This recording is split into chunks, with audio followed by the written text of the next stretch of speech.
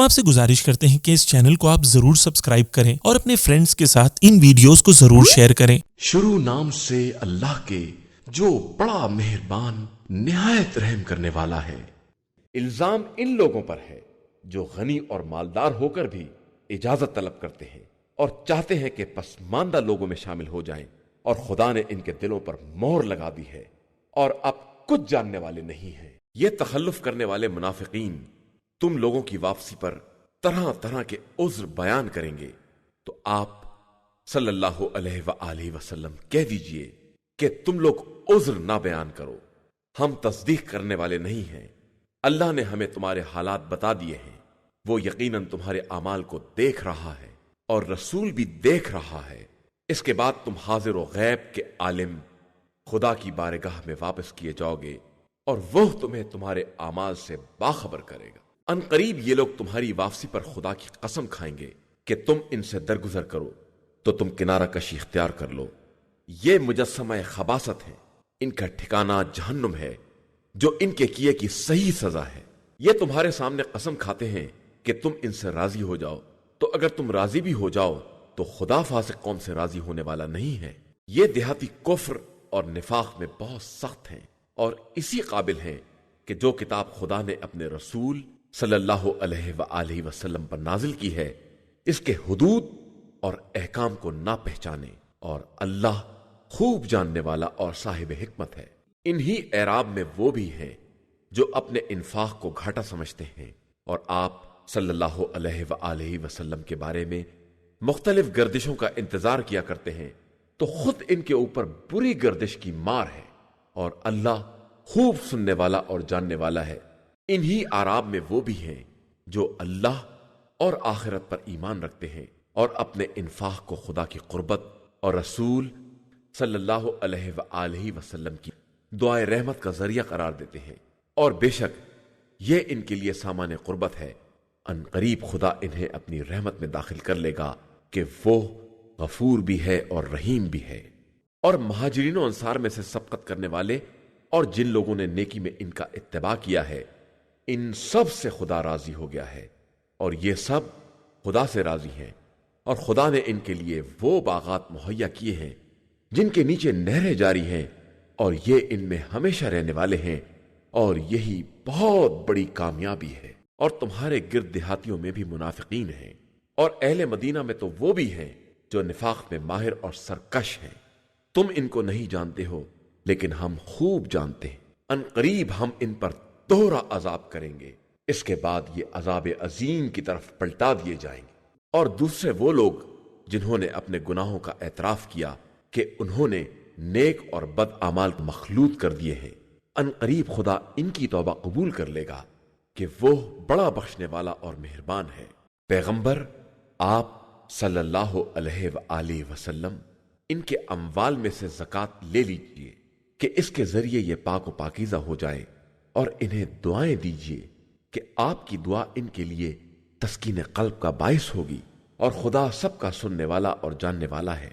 کیا یہ نہیں جانتے کہ اللہ ہی اپنے بندوں کی توبہ قبول کرتا ہے اور زکوٰۃ و خیرات کو وصول کرتا ہے، اور وہی بڑا توبہ قبول کرنے والا اور مہربان ہے۔ اور پیغمبر صلی اللہ علیہ وآلہ وسلم کہہ دیجئے کہ تم لوگ عمل کرتے رہو کہ تمہارے عمل کو اللہ، رسول صلی اللہ علیہ وآلہ وسلم اور صاحبان ایمان سب دیکھ رہے ہیں، اور انقریب تم اس خدائے عالم الغیب و شہادہ کی طرف پلٹا دیے جاؤ گے، اور وہ تمہیں تمہارے اعمال سے باخبر کرے گا۔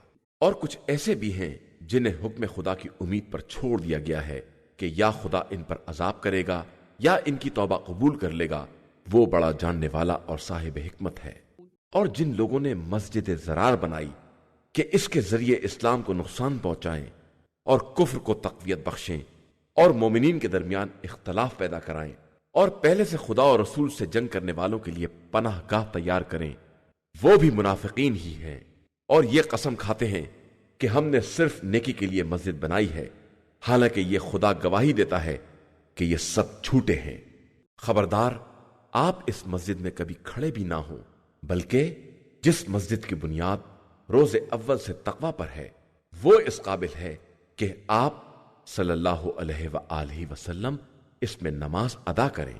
اس میں وہ مرد بھی ہیں جو طہارت کو دوست رکھتے ہیں، اور خدا بھی پاکیزہ افراد سے محبت کرتا ہے۔ کیا جس نے اپنی بنیاد خوف خدا اور رضا الہی پر رکھی ہے وہ بہتر ہے، یا جس نے اپنی بنیاد اس گرتے ہوئے کگارے کے کنارے پر رکھی ہو کہ وہ ساری عمارت کو لے کر جہنم میں گر جائے؟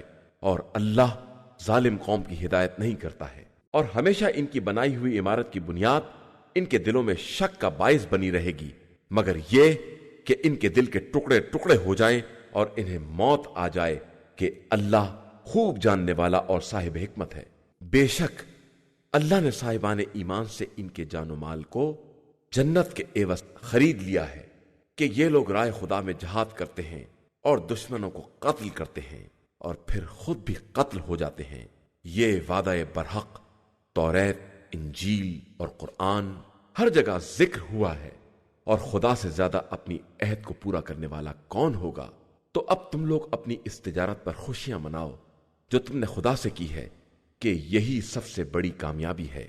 یہ لوگ توبہ کرنے والے، عبادت کرنے والے، حمد پروردگار کرنے والے، راہ خدا میں سفر کرنے والے، رکوع کرنے والے، سجدہ کرنے والے، نیکیوں کا حکم دینے والے، برائیوں سے روکنے والے اور حدود الہیہ کی حفاظت کرنے والے ہیں۔ اور اے پیغمبر، آپ صلی اللہ علیہ وآلہ وسلم انہیں جنت کی بشارت دے دیں۔ نبی اور صاحبان ایمان کی شان یہ نہیں ہے کہ وہ مشرکین کے حق میں استغفار کریں، چاہے وہ ان کے قرابت دار ہی کیوں نہ ہوں، جبکہ یہ واضح ہو چکا ہے کہ یہ اصحاب جہنم ہیں۔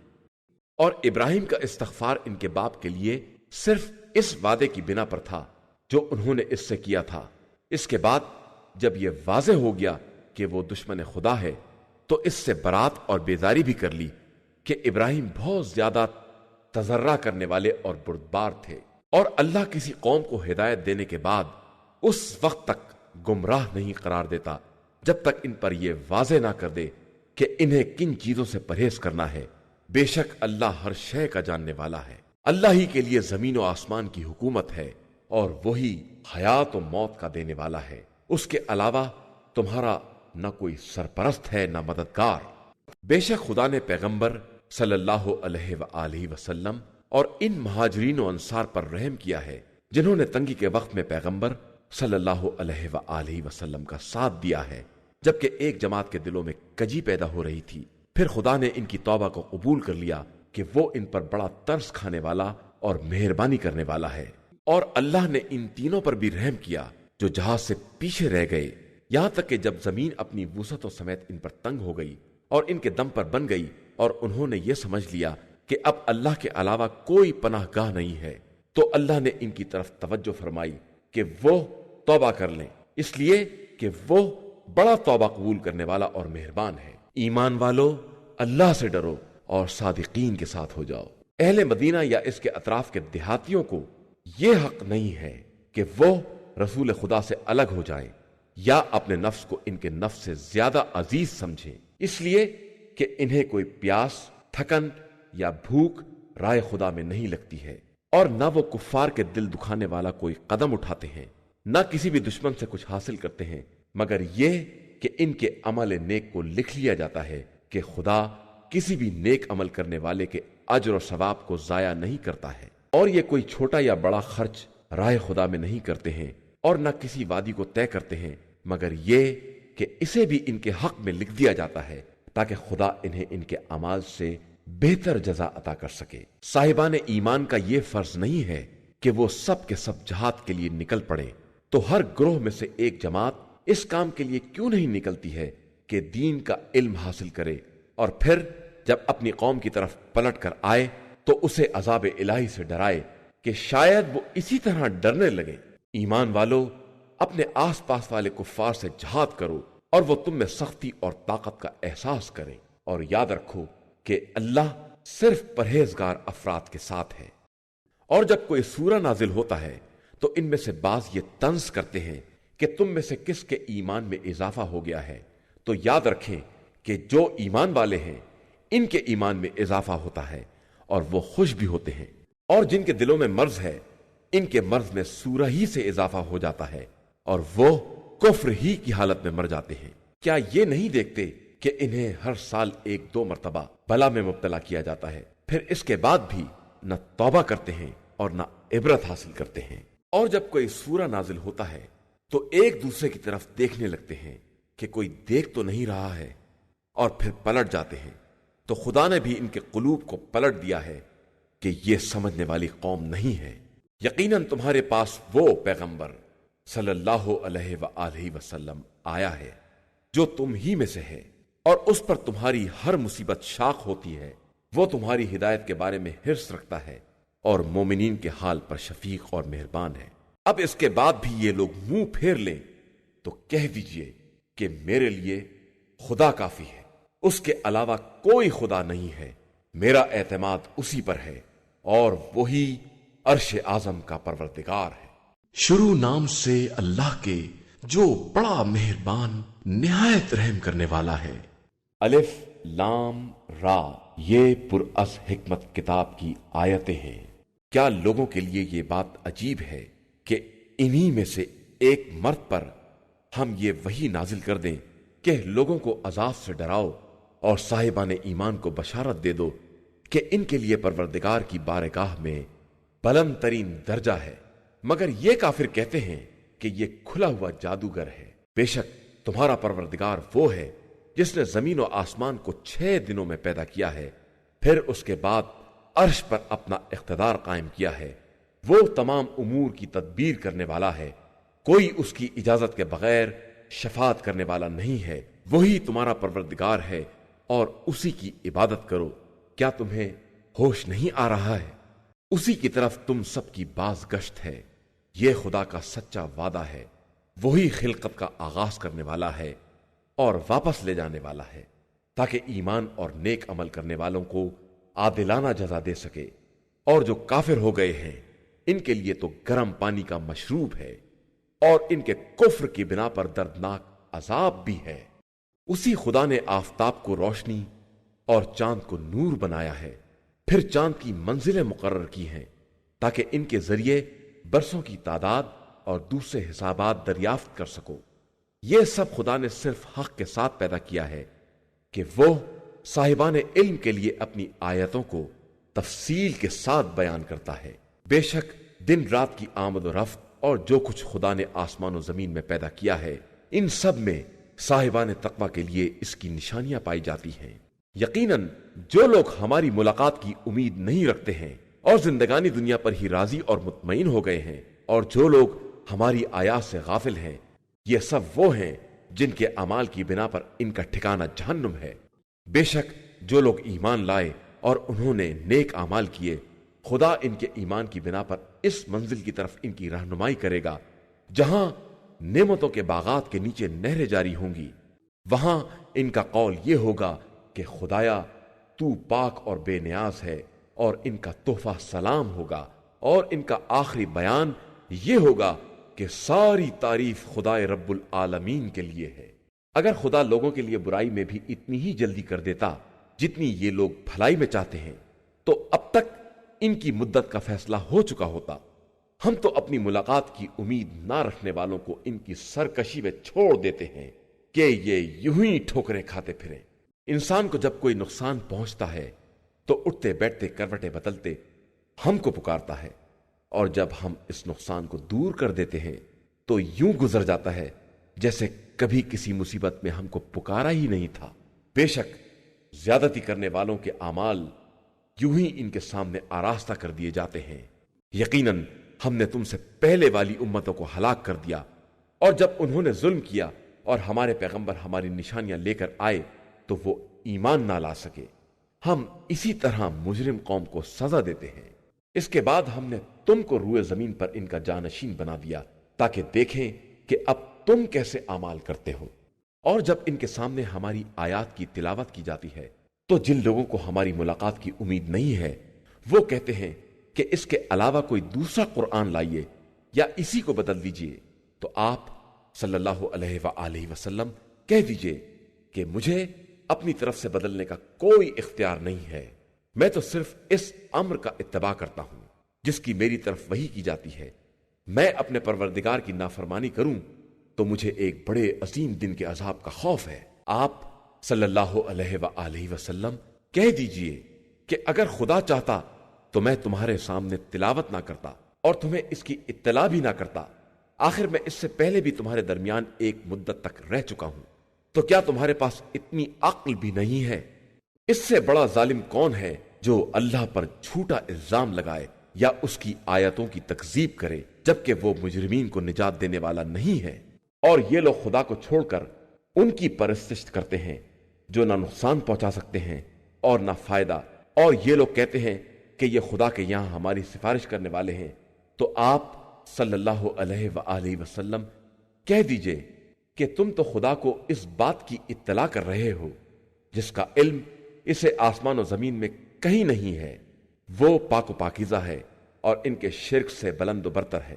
سارے انسان فطرتاً ایک امت تھے، پھر سب آپس میں الگ الگ ہو گئے، اور اگر تمہارے رب کی بات پہلے سے طے نہ ہو چکی ہوتی تو یہ جس بات میں اختلاف کرتے ہیں اس کا فیصلہ ہو چکا ہوتا۔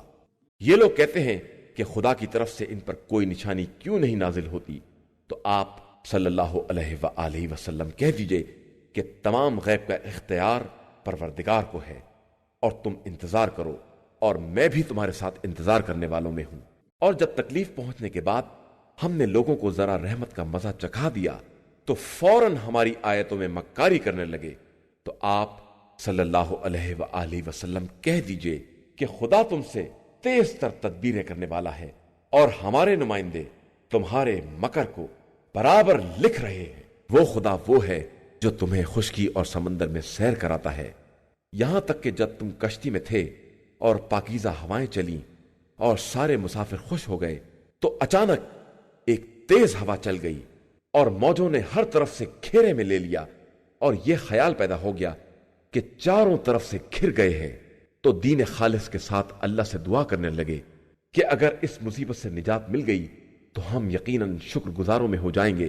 اس کے بعد جب اس نے نجات دے دی تو زمین میں ناحق ظلم کرنے لگے۔ انسانوں، یاد رکھو تمہارا ظلم تمہارے ہی خلاف ہوگا، یہ صرف چند روزہ زندگی کا مزہ ہے، اس کے بعد تم سب کی باز گشت ہماری ہی طرف ہوگی، اور ہم تمہیں بتائیں گے کہ تم دنیا میں کیا کر رہے تھے۔ زندگانی دنیا کی مثال صرف اس بارش کی ہے جسے ہم نے آسمان سے نازل کیا، پھر اس سے مل کر زمین سے وہ نباتات برآمد ہوئیں جن کو انسان اور جانور کھاتے ہیں، یہاں تک کہ جب زمین نے سبززار سے اپنے کو آراستہ کر لیا اور مالکوں نے یہ خیال کرنا شروع کر دیا کہ اب ہم اس زمین کے صاحب اختیار ہیں، تو اچانک ہمارا حکم رات یا دن کے وقت آ گیا اور ہم نے اسے بالکل کٹا ہوا کھیت بنا دیا، گویا اس میں کل کچھ تھا ہی نہیں۔ ہم اسی طرح اپنی آیتوں کو مفصل طریقے سے بیان کرتے ہیں اس قوم کے لیے جو صاحب فکر و نظر ہے۔ اللہ ہر ایک کو سلامتی کے گھر کی طرف دعوت دیتا ہے اور جسے چاہتا ہے سیدھے راستے کی ہدایت دے دیتا ہے۔ جن لوگوں نے نیکی کی ہے ان کے واسطے نیکی بھی ہے اور اضافہ بھی، اور ان کے چہروں پر نہ سیاہی ہوگی اور نہ ذلت، وہ جنت والے ہیں اور وہی ہمیشہ رہنے والے ہیں۔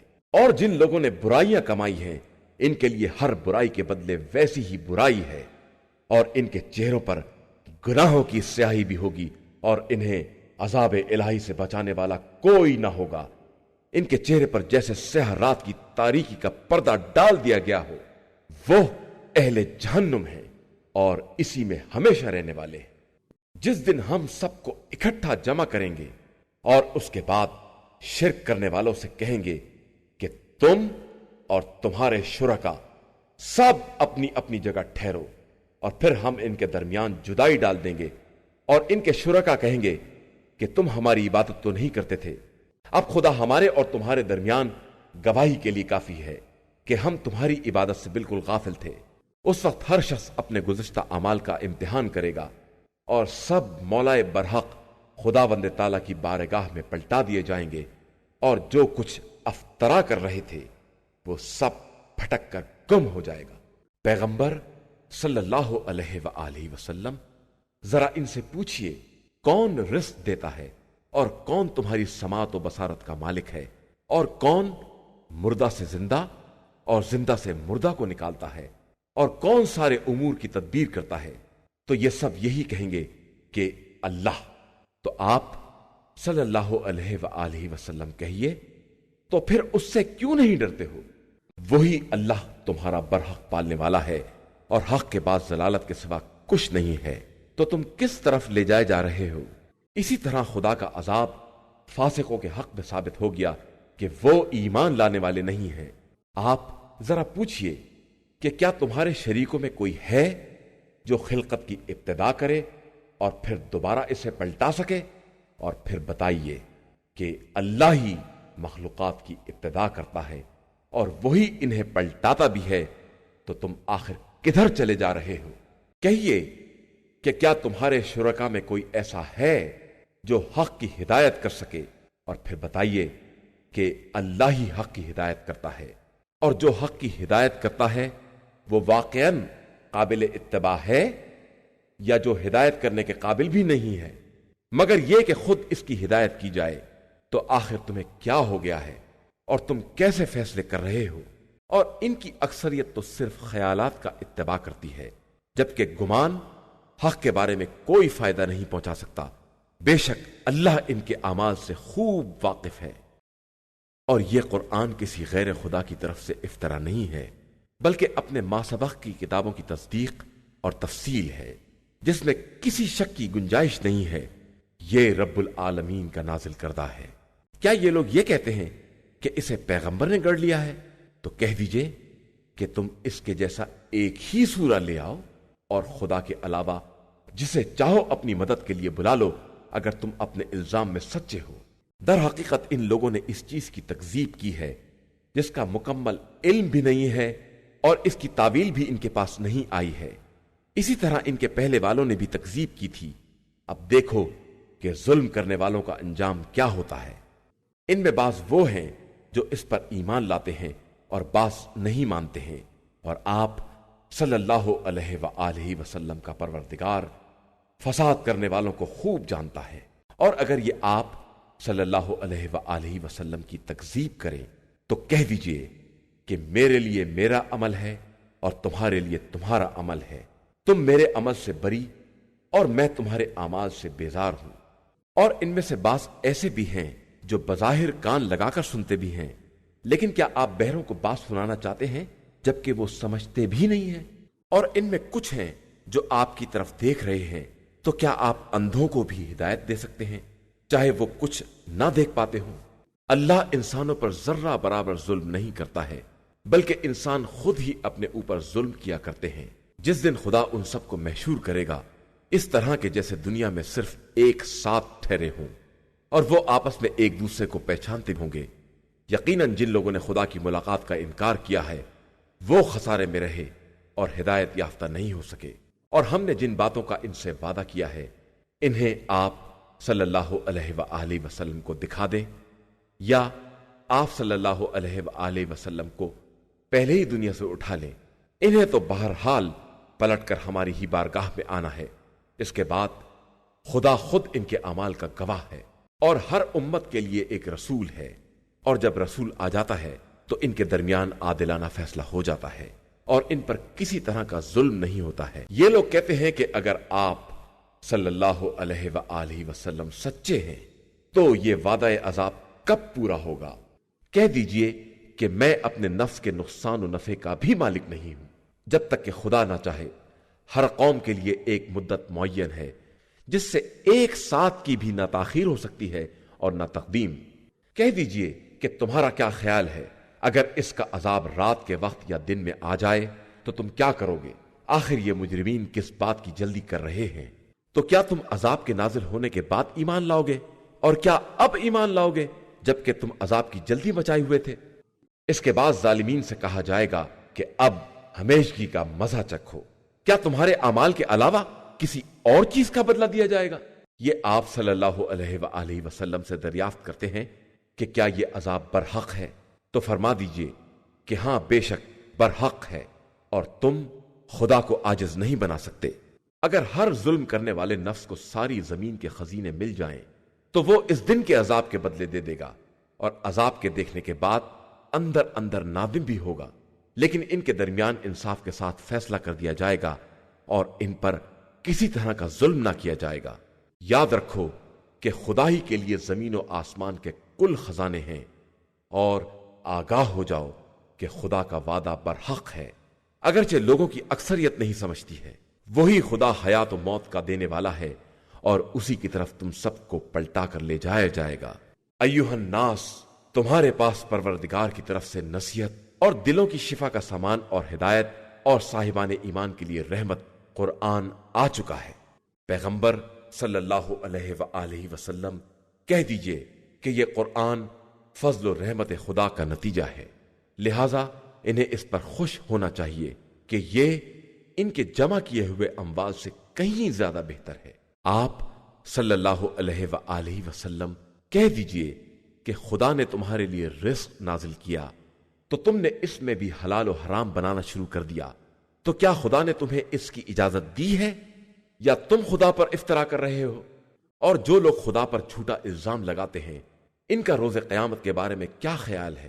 اللہ انسانوں پر فضل کرنے والا ہے، لیکن ان کی اکثریت شکر کرنے والی نہیں ہے۔ اور پیغمبر آپ صلی اللہ علیہ وآلہ وسلم کسی حال میں رہیں اور قرآن کے کسی حصے کی تلاوت کریں، اور اے لوگو تم کوئی عمل کرو، ہم تم سب کے گواہ ہوتے ہیں۔ جب بھی کوئی عمل کرتے ہو اور تمہارے پروردگار سے زمین و آسمان کا کوئی ذرہ دور نہیں ہے، اور کوئی شے ذرے سے بڑی یا چھوٹی ایسی نہیں ہے جسے ہم نے اپنی کھلی کتاب میں جمع نہ کر دیا ہو۔ آگاہ ہو جاؤ کہ اولیاء خدا پر نہ خوف طاری ہوتا ہے اور نہ وہ محزون اور رنجیدہ ہوتے ہیں۔ یہ وہ لوگ ہیں جو ایمان لائے اور خدا سے ڈرتے ہیں۔ ان کے لیے زندگانی دنیا اور آخرت دونوں مقامات پر بشارت اور خوشخبری ہے، اور کلمات خدا میں کوئی تبدیلی نہیں ہو سکتی ہے، اور یہی در حقیقت عظیم کامیابی ہے۔ پیغمبر آپ صلی اللہ علیہ وآلہ وسلم ان کی باتوں سے رنجیدہ نہ ہو۔ عزت سب کی سب صرف اللہ کے لیے ہے، وہی سب کچھ سننے والا ہے اور جاننے والا ہے۔ آگاہ ہو جاؤ کہ اللہ ہی کے لیے زمین و آسمان کی ساری مخلوقات اور کائنات ہے، اور جو لوگ خدا کو چھوڑ کر دوسرے شریکوں کو پکارتے ہیں، یہ صرف اپنے خیالات کا اتباع کرتے ہیں، اور یہ صرف اندازوں پر زندگی گزار رہے ہیں۔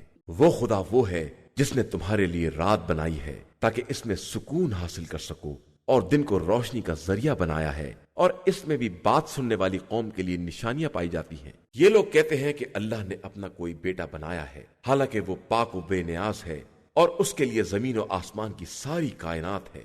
تمہارے پاس تو تمہاری بات کی کوئی دلیل بھی نہیں ہے۔ کیا تم لوگ خدا پر وہ الزام لگاتے ہو جس کا تمہیں علم بھی نہیں ہے؟ پیغمبر آپ صلی اللہ علیہ وآلہ وسلم کہہ دیجئے کہ جو لوگ خدا پر جھوٹا الزام لگاتے ہیں وہ کبھی کامیاب نہیں ہو سکتے۔ اس دنیا میں تھوڑا سا آرام ہے، اس کے بعد سب کی بازگشت ہماری ہی طرف ہے۔ اس کے بعد ہم ان کے کفر کی بنا پر انہیں شدید عذاب کا مزہ چکھائیں گے۔ آپ صلی اللہ علیہ وآلہ وسلم ان کفار کے سامنے نوح کا واقعہ بیان کریں کہ انہوں نے اپنی قوم سے کہا کہ اگر تمہارے لیے میرا قیام اور آیات الہیہ کا یاد دلانا سخت ہے تو میرا اعتماد اللہ پر ہے۔ تم بھی اپنا ارادہ پختہ کر لو اور اپنے شریکوں کو بلا لو، اور تمہاری کوئی بات تمہارے اوپر مخفی بھی نہ رہے، پھر جو جی چاہے کر گزرو، اور مجھے کسی طرح کی مہلت نہ دو۔ پھر اگر تم انحراف کرو گے تو میں تم سے کوئی اجر بھی نہیں چاہتا ہوں، میرا اجر تو صرف اللہ کے ذمے ہے، اور مجھے حکم دیا گیا ہے کہ میں اس کے اطاعت گزاروں میں شامل رہوں۔ پھر قوم نے ان کی تکذیب کی تو ہم نے نوح اور ان کے ساتھیوں کو کشتی میں نجات دے دی، اور انہیں زمین کا وارث بنا دیا، اور اپنی آیات کی تکذیب کرنے والوں کو ڈبو دیا۔ تو اب دیکھیے کہ جن کو ڈرایا جاتا ہے ان کے نہ ماننے کا انجام کیا ہوتا ہے۔ اس کے بعد ہم نے مختلف رسول ان کی قوموں کی طرف بھیجے، اور وہ ان کے پاس کھلی ہوئی نشانیاں لے کر آئے، لیکن وہ لوگ پہلے کے انکار کرنے کی بنا پر ان کی تصدیق نہ کر سکے، اور ہم اسی طرح ظالموں کے دل پر مہر لگا دیتے ہیں۔ پھر ہم نے ان رسولوں کے بعد فرعون اور اس کی جماعت کی طرف موسیٰ اور ہارون کو اپنی نشانیاں دے کر بھیجا، تو ان لوگوں نے بھی انکار کر دیا، اور وہ سب بھی مجرم لوگ تھے۔ پھر جب موسیٰ ان کے پاس ہماری طرف سے حق لے کر آئے تو انہوں نے کہا کہ یہ تو کھلا ہوا جادو ہے۔ موسیٰ نے جواب دیا کہ تم لوگ حق کے آنے کے بعد اسے جادو کہہ رہے ہو، کیا یہ تمہارے نزدیک جادو ہے؟ جبکہ جادوگر کبھی کامیاب نہیں ہوتے۔ ان لوگوں نے کہا کہ تم یہ پیغام اس لیے لائے ہو کہ ہمیں باپ دادا کے راستے سے منحرف کر دو اور تم دونوں کو زمین میں حکومت و اقتدار مل جائے، اور ہم ہرگز تمہاری بات ماننے والے نہیں ہیں۔ اور فرعون نے کہا کہ تمام ہوشیار ماہر جادوگروں کو میرے پاس حاضر کرو۔ پھر جب جادوگر آ گئے تو موسیٰ نے ان سے کہا جو کچھ پھینکنا چاہتے ہو پھینکو۔ پھر جب ان لوگوں نے رسیوں کو ڈال دیا تو موسیٰ نے کہا جو کچھ تم لے آئے ہو یہ جادو ہے اور اللہ اس کو بیکار کر دے گا، وہ مفسدین کے عمل کو درست نہیں ہونے دیتا ہے اور اپنے کلمات کے ذریعے حق کو ثابت کر دیتا ہے، چاہے مجرمین کو کتنا ہی برا کیوں نہ لگے۔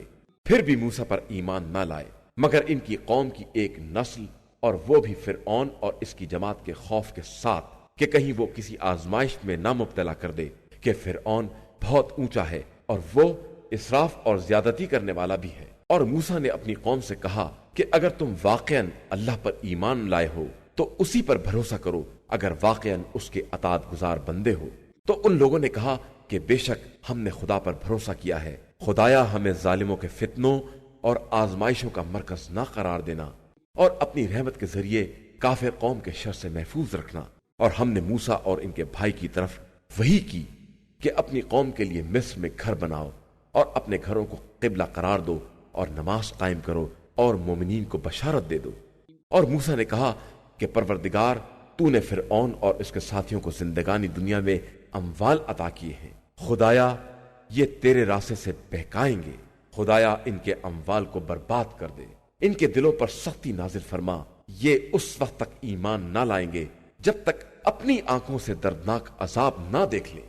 پروردگار نے فرمایا کہ تم دونوں کی دعا قبول کر لی گئی، تو اب اپنے راستے پر قائم رہنا اور جاہلوں کے راستے کا اتباع نہ کرنا۔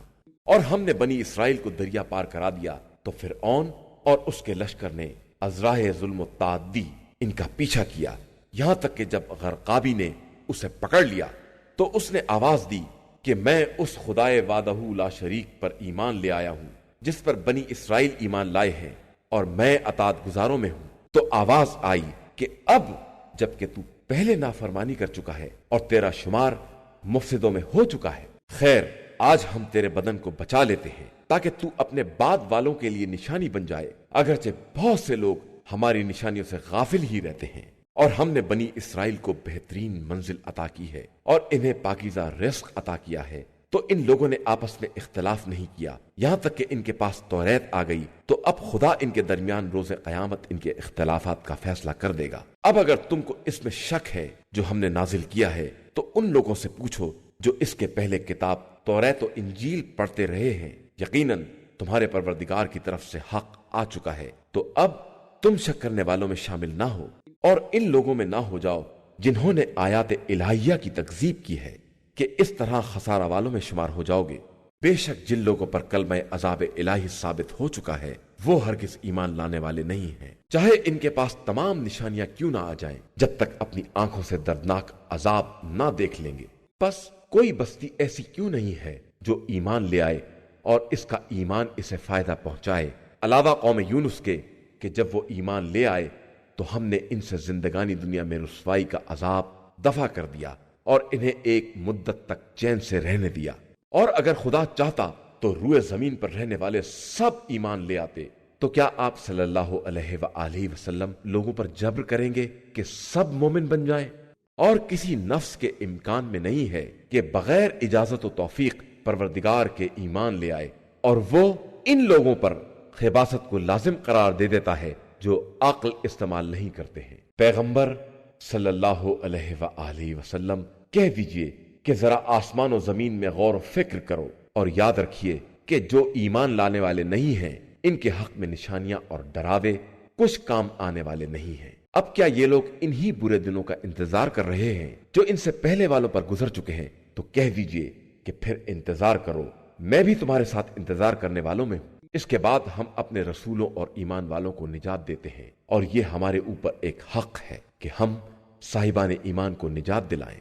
پیغمبر آپ صلی اللہ علیہ وآلہ وسلم کہہ دیجئے کہ اگر تم لوگوں کو میرے دین میں شک ہے تو میں ان کی پرستش نہیں کر سکتا جنہیں تم لوگ خدا کو چھوڑ کر پوج رہے ہو۔ میں تو صرف اس خدا کی عبادت کرتا ہوں جو تم سب کو موت دینے والا ہے اور مجھے حکم دیا گیا ہے کہ میں صاحبان ایمان میں شامل رہوں، اور آپ صلی اللہ علیہ وآلہ وسلم اپنا رخ بالکل دین کی طرف رکھیں، باطل سے الگ رہیں اور ہرگز مشرکین کی جماعت میں شمار نہ ہوں، اور خدا کے علاوہ کسی ایسے کو آواز نہ دیں جو نہ فائدہ پہنچا سکتا ہے اور نہ نقصان، ورنہ ایسا کریں گے تو آپ کا شمار بھی ظالمین میں ہو جائے گا۔ اور اگر خدا نقصان پہنچانا چاہے تو اس کے علاوہ کوئی بچانے والا نہیں ہے، اور اگر وہ بھلائی کا ارادہ کر لے تو اس کے فضل کا کوئی روکنے والا نہیں ہے۔ وہ جس کو چاہتا ہے اپنے بندوں میں بھلائی عطا کرتا ہے، وہ بڑا بخشنے والا اور مہربان ہے۔ پیغمبر آپ صلی اللہ علیہ وآلہ وسلم کہہ دیجئے کہ تمہارے پاس پروردگار کی طرف سے حق آ چکا ہے، اب جو ہدایت حاصل کرے گا وہ اپنے فائدے کے لیے کرے گا، اور جو گمراہ ہو جائے گا اس کا نقصان بھی اسی کو ہوگا، اور میں تمہارا ذمہ دار نہیں ہوں۔ اور آپ صلی اللہ علیہ وآلہ وسلم صرف اس بات کا اتباع کریں جس کی آپ صلی اللہ علیہ وآلہ وسلم کی طرف وحی کی جاتی ہے، اور صبر کرتے رہیں یہاں تک کہ خدا کوئی فیصلہ کر دے، اور وہ بہترین فیصلہ کرنے والا ہے۔ شروع نام سے اللہ کے جو بڑا مہربان نہایت رحم کرنے والا ہے۔ الف لام را، یہ وہ کتاب ہے جس کی آیتیں محکم بنائی گئی ہیں اور ایک صاحب علم و حکمت کی طرف سے تفصیل کے ساتھ بیان کی گئی ہیں کہ اللہ کے علاوہ کسی کی عبادت نہ کرو، میں اسی کی طرف سے ڈرانے والا اور بشارت دینے والا ہوں، اور اپنے رب سے استغفار کرو، پھر اس کی طرف متوجہ ہو جاؤ، وہ تم کو مقررہ مدت میں بہترین فائدہ عطا کرے گا، اور صاحب فضل کو اس کے فضل کا حق دے گا، اور میں تمہارے بارے میں ایک بڑے دن کے عذاب سے خوف زدہ ہوں۔ تم سب کی بازگشت خدا ہی کی طرف ہے، اور وہ ہر شے پر قدرت رکھنے والا ہے۔ آگاہ ہو جاؤ کہ یہ لوگ اپنے سینوں کو دوہرائے لے رہے ہیں کہ اس طرح پیغمبر سے چھپ جائیں، تو آگاہ رہیں کہ یہ جب اپنے کپڑوں کو خوب لپیٹ لیتے ہیں تو اس وقت بھی وہ ان کے ظاہر و باطن دونوں کو جانتا ہے کہ وہ تمام سینوں کے رازوں کا جاننے والا ہے۔ إِنَّا هَدَيْنَاهُ السَّبِيلَ إِمَّا شَاكِرًا